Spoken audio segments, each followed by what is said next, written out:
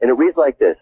How do I specifically utilize the law of attraction and success principles as a daily routine to attract an intimate partner into my life? I love that question. What do you say? I think we just need to have Alex and Amber call each other. Anyway, basically the simplest technique and the one that works, and you don't need anything more complicated than this, is to first start by writing a detailed description of the type of person you would like to attract into your life. And by that I mean the qualities of the person, what you want to be feeling when you're with that person, safe, secure, intimate, joyful, sensual, whatever all the qualities are that you want to experience and that you want them to have in terms of being loving and kind, maybe athletic, or they enjoy dancing, they're capable of authentic, intimate communication, self-disclosure. Maybe you want them to be generous. I know one that a lot of women tell me after they attract someone in their life they wish they'd added was self-supporting financially, responsible, abundant, creative, sensitive, lover, passionate. You can just go down the list, spiritual, into spiritual growth, open to feedback, good sense of humor, etc. And always put at the end, or someone better. Because quite often we have a visual image in our mind of maybe someone we had a crush on in high school, or the certain qualities of a person that we maybe were in love with 10 years ago, and we think we want that person back. And quite often what's going on is that we are evolving emotionally and spiritually and intellectually, and who we want to be attracting into our life now may be someone that isn't exactly like that image. It's actually better for us in terms of our own fulfillment. Hold on a second. In terms of our own personal fulfillment or our own spiritual growth and evolution. And the other thing that I would add, too, that a lot of people seem to leave off when they make this list is single and available. Because often people will attract into their life somebody that has all these qualities, but it turns out it's the new hire in their company and the person's married. And so, what you're wanting is to be able to, have an intimate relationship that's, above board and so forth. Single and available is important. And another issue I find with clients is often they want children and the person they attract doesn't, or vice versa. So put that in as well.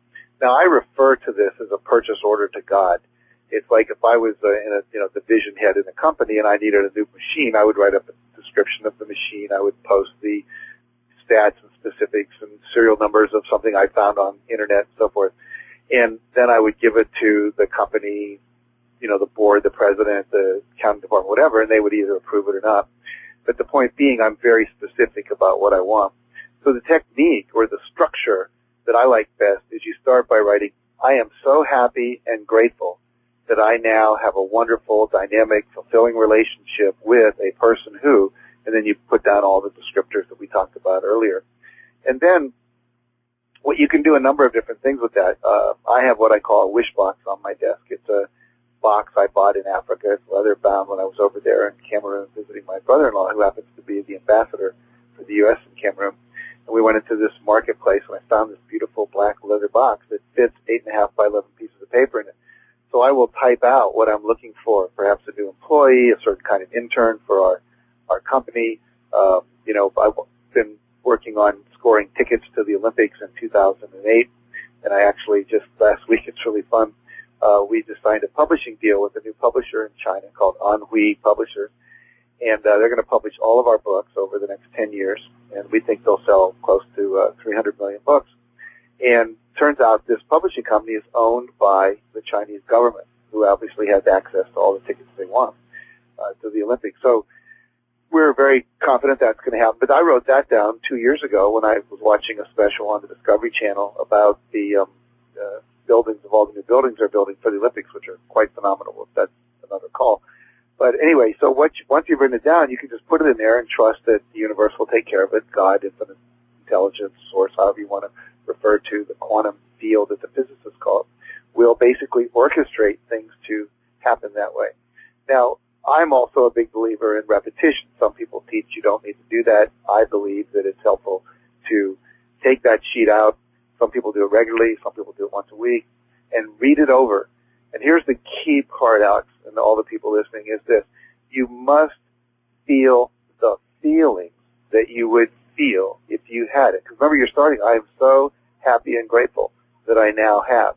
And if it's just a rote mental exercise, it's kind of like trying to drive a car without gasoline in it.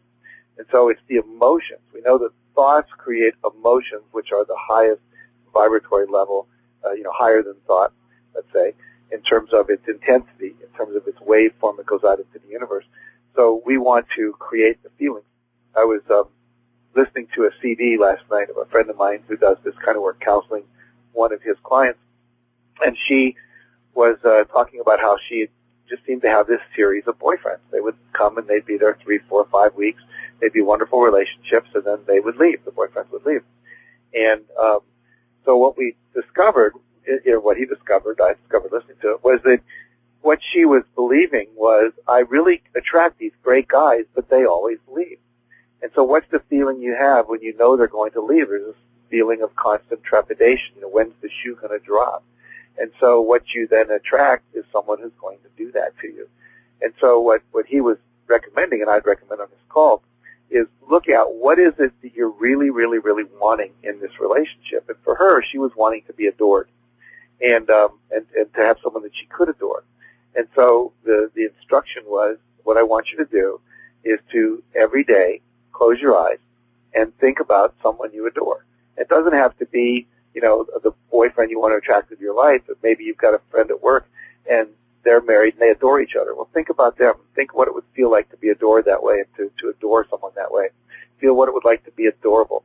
And so to constantly create the feeling. Because one of the things that happens is when we do this kind of work, we're always saying, well, what should I do? What's the next step I should take? And it's always what we call the action journey. And when we're working with law of attraction and the success principles, we also need to have a simultaneous